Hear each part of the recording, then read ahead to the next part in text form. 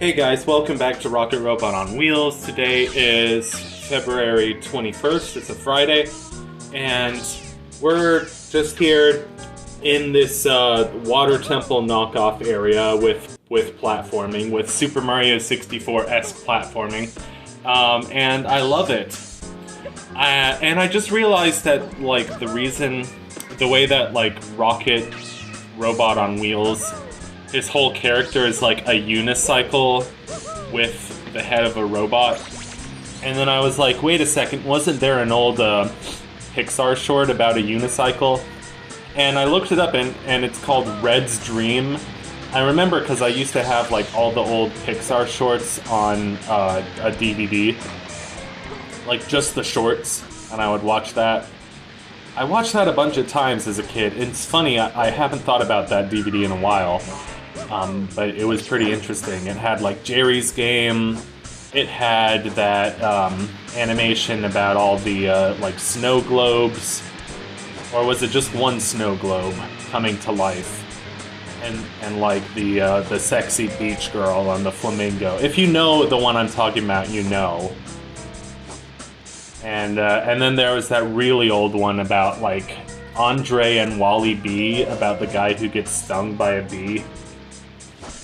And it's like 1980s CGI, it's crazy. I don't know why I have a bubble at the back of my nose or the back of my throat that's making it harder to talk.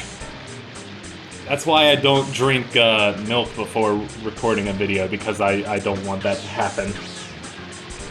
Watching this footage is, I'm reminded of how much I hate the camera in this game. Like, Super Mario 64 can have a tricky camera at times, but this game, like, I don't blame them. 3D platformers are still a very new thing. But, like, the camera in this game is just, it feels like it's always zoomed in way too close. Also, that water is really loud. It's always zoomed in way too close, or it's going the wrong way. Like the opposite of the way that you want it to. I'm glad the dolphin mobile like fell down and bounced around. Okay, apparently ticket number K, the hint is just it's in the back, but I couldn't be arsed to think of where that actually was. So I was like, you know what, let's just save and quit, go back to the title screen, because you never really see the title screen that much. Actually, we skipped over this title screen. We went straight to File Select. And go back to the overworld. The next upgrade is at 450 tokens. Also, I feel like I'm talking way too loud. It's sort of hard to tell because I'm wearing headphones. And the sound feels like it's bouncing off of this room so much. But anyway. Yeah, I'm kind of sitting here suffering watching the camera of this game. It's so bad. It's so just in your face or in the wall, and there's not really any in between, or it's like going the frickin' wrong way. 400 Tinker tokens. Okay, the next upgrade is at 450. I know I said that already, but I think I just wanted to check if there was one at 400. Oh, good. We can't go up slopes for some reason. Yeah, God, the early days of 3D platforming were such a wild west. Like, seriously. Anyway. It's funny how, like, 90s games still kind of have the aesthetic of 80s cyberpunk or 80s animation. Or, like, I don't know, I've kind of been obsessed with Max Headroom, which was a very 80s thing. But there's a lot of like 90s games that emulate that because the video game technology was just starting to catch up to stuff like that in the 90s. I don't know how to describe it. Mind-blowing. This is level 3, mind-blowing. But the entrance is blocked by rocks. So that's pretty good. I was trying to climb the mine shaft. And I got shafted. No, just kidding. Okay, here we go. Here's the 15 ticket switch. I think this might be the last episode of post-commentary for a while. Also, I might just need to take a break from this game. Although I did kind of take a break from this game because this was recorded a while ago and I'm finally commentating it now because I procrastinated it for so long. Yeah, but it's okay because procrastination is pretty normal. Let's get these tokens. And I do want to go to World 4 though because it's exciting. It is one of the more exciting. I think Worlds 2 and 3 are disappointing. World 4 is actually pretty cool. It's cool looking. Yeah, this is World 3. It's mind-blowing. The music isn't my favorite. It's kind of lackluster. And the environment is pretty lackluster too. I like this opening room though. It's got all these computers. It's like a control room. I don't know what function it serves, but it looks cool. So points to Sucker Punch for that. You immediately see the problem with this game, or with this level. It's with this game's claustrophobic ass camera, and going through mine shafts, holding bombs that like jiggle and sway with the physics of this game.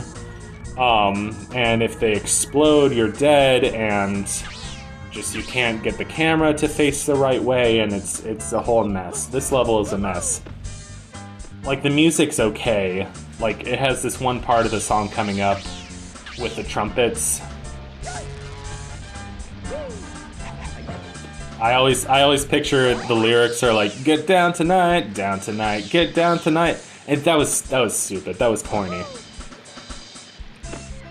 This whole time there was these mischievous mushrooms. I was thinking about how British people pronounce it as mischievous, which is so silly because there's not even an I in that part of the word. Kind of like how British people pronounce it aluminium, but there's not even an I in that part of the word. They're like adding letters. It's like those Instagram comments that are like joking about how British English is like an expansion pack for ordinary American English. Which is a odd way of thinking about it if you think about English people came first, and then the accent morphed into this. And here I am, some kid born in New York City in 1999, and I have an accent that to me is like no accent. But it certainly an accent like mine didn't exist in 1790, that's for sure. And video games didn't exist back then, so like why, you know, who gives a fuck about 1790, right?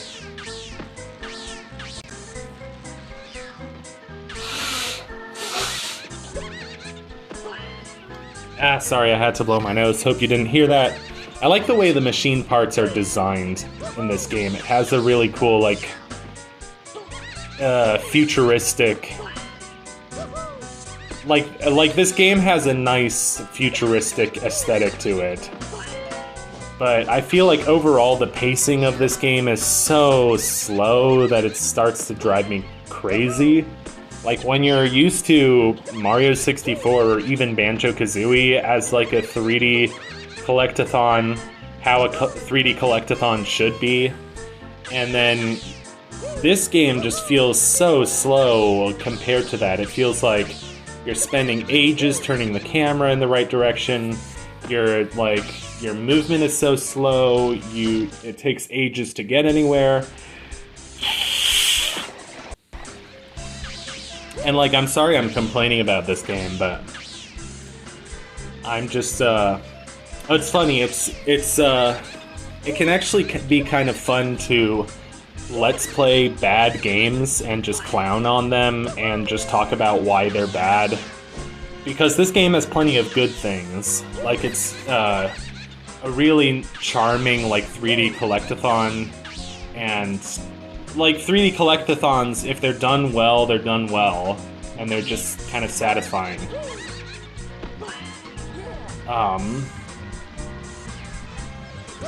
Like, playing through this game for the first time was really fun, and finding all the new areas was really fun.